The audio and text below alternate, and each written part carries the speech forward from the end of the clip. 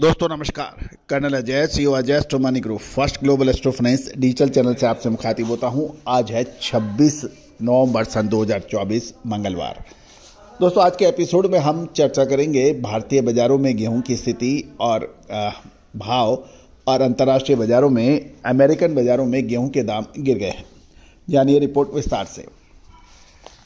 दोस्तों आप हमारे चैनल पे नए हैं, पहली बार आए और अभी तक सब्सक्राइब नहीं किया है तो चैनल को सब्सक्राइब अवश्य कीजिए यदि पसंद आए तो, क्योंकि आज का युग सूचना का युग है, विश्लेषण का युग है और जो व्यक्ति जितना ज़्यादा अपडेट रहेगा उतना ही व्यापार में वो आगे रहेगा।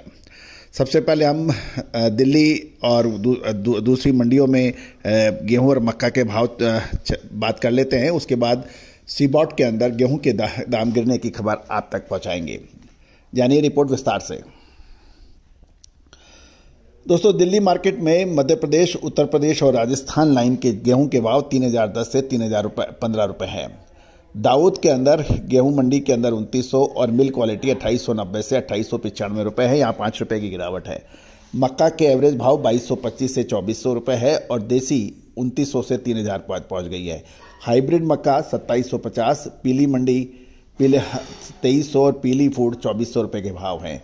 मक्का सांगली 2300 से 2425, शायदी स्टार्च 2275 के भाव बताए जा रहे हैं। दोस्तों अमेरिकन बाजारों में गेहूं के दाम गिरने के समाचार हैं। अमेरिकन कृषि विभाग की रिपोर्ट के बाद सीबॉट में यानी शिकागो बोर्ड ऑफ ट्रेड में गेहूं की कीमतों में मंगलवार को गिरावट का सिलसिला जारी रहा, जो कि उम्मीद से बेहतर अमेरिकन विंटर वीट की स्थिति को अच्छी होने की वजह से, साथ साथ अंतर्राष्ट्रीय बाजारों में रशियन खबर से भी गेहूं की कीमतों पर दबाव पड़ा और डॉलर की मजबूती का असर भी गेहूं के पर पड़ रहा है।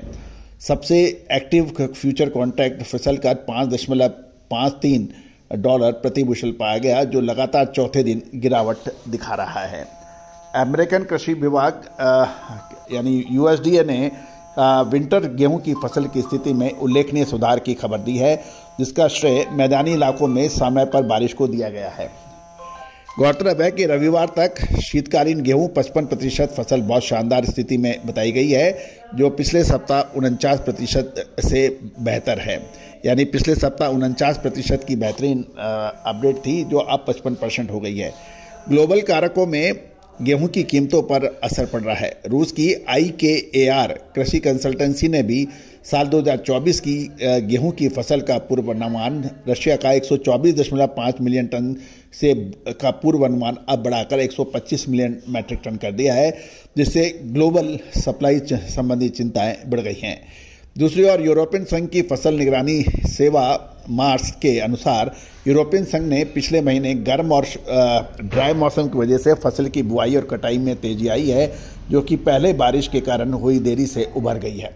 इसके अतिरिक्त कमोडिटी फंड्स यानी कल सोमवार को सीबॉट गेहूं की वायदा में नेट बिकवाली की थी, जिसके कीमतों पर दबाव पड़ा। मजबूत अमेरिकन डॉलर ने भी गेहूं के बाजारों में मंदी को योगदान किया, जिससे अमेरिकन निर्यात ग्लोबल स्तर पर कम कॉम्पिटिटिव हो गया है।